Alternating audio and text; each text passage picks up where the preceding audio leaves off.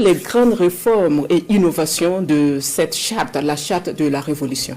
Merci beaucoup. Avant d'aborder les innovations de la charte de la Révolution qui a été adoptée, permettez-moi de rappeler que le 25 mai 2024, les assises ont procédé à une modification de la charte initiale qui avait été adoptée le 14 octobre 2022. Donc la charte en vigueur était celle modifiée le 25 mai 2024. Et dans cette charte, il est prévu sa procédure de révision qui est renvoyée à l'Assemblée législative de transition aux 2/3 de ses membres.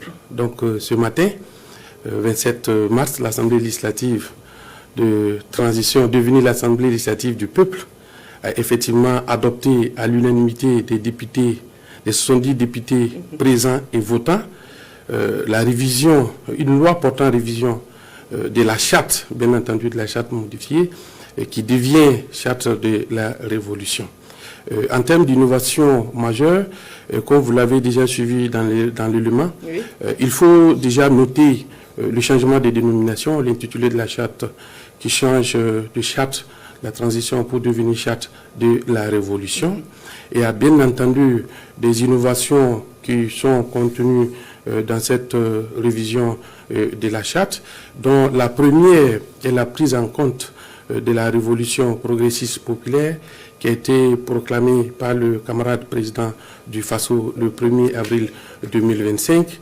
Il y a également la prise en compte des évolutions institutionnelles juridiques que notre pays a connues. Et entre autres, nous l'avons rappelé dans l'élément, vous avez eu la création des nouvelles circonscriptions administratives, c'est-à-dire les régions. En août 2025, il y a eu 4 nouvelles régions. Et comme vous le savez, les régions ont les représentants qui siègent au niveau de l'Assemblée législative du peuple. Donc, bien entendu, il fallait prendre en compte ces nouvelles régions, circonscriptions administratives, prendre en compte les représentants au niveau de l'Assemblée législative du peuple.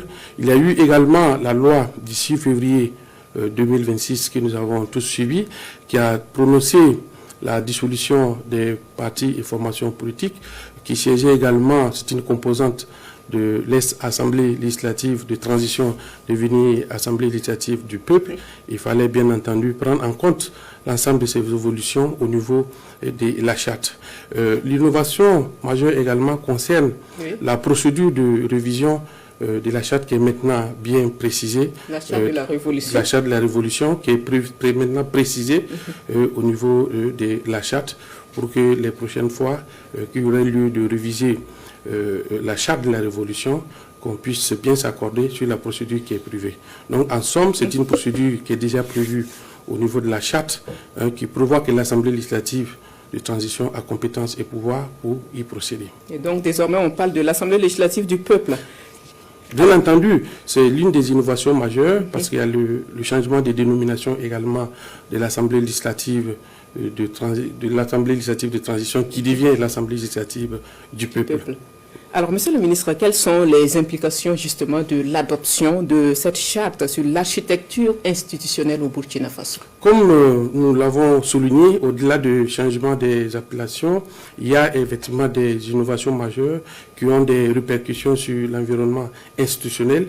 Comme je le dis, il y aura la prise en compte, bien entendu, des nouvelles régions pour siéger au niveau de l'Assemblée législative du peuple. Mais il y a bien entendu la prise en compte de valeurs et de missions au niveau de la transition, parce que quand vous prenez la charte, qu'elle soit la charte de la transition ou la charte de la révolution maintenant adoptée, vous avez les principes qui régissent la transition et vous avez aussi les missions. Par exemple, au niveau des missions, vous avez une nouvelle mission qui est majeure, qui a été prise en compte, qui est la lutte contre le néocolonialisme, l'impérialisme et toute forme de dénomination, de domination, pardon madame, et toute forme de domination, quelle que soit sa nature. Et bien entendu, au niveau des valeurs également, vous avez l'intégration de la défense de la patrie qui sont prises en compte. Alors, l'autre point qui mérite des éclairages au profit des populations burkinabées, c'est bien entendu ce point qui prévoit que le président du FASO est désormais éligible aux prochaines élections présidentielles, législatives et municipales. Alors, qu'est-ce qui a motivé cette disposition? Effectivement, il y a une sorte de confusion quand on a vu, après l'adoption de la loi, qui fait circuler cette information, comme quoi la charte révisée stipule ou dispose, bien entendu, que le président du Faso est éligible aux élections qui seront organisées pour mettre fin à la transition. Donc ce n'est pas une nouvelle disposition. La présente modification de la charte ne concerne pas cette disposition. Cette disposition existe depuis les assises du 25 mai 2000. Ce n'est pas une innovation du tout de cette loi, parce qu'elle existe déjà dans la charte de la transition du 25 mai 2024 qui a été adoptée par les assises. C'est également le cas pour le Premier ministre ou chef du gouvernement. C'est également le cas pour le président de l'Assemblée législative de transition, à son temps devenue Assemblée législative du peuple. Donc ce n'est pas du tout une nouvelle disposition, ce n'est pas une innovation et ça n'a pas été concerné par la présente modification. Alors d'autres informations circulent sur les réseaux sociaux concernant cette élection justement du président du Faso. On dit que cette élection va mettre fin à la révolution. Qu'est-ce que vous en dites? La révolution n'est pas temporelle.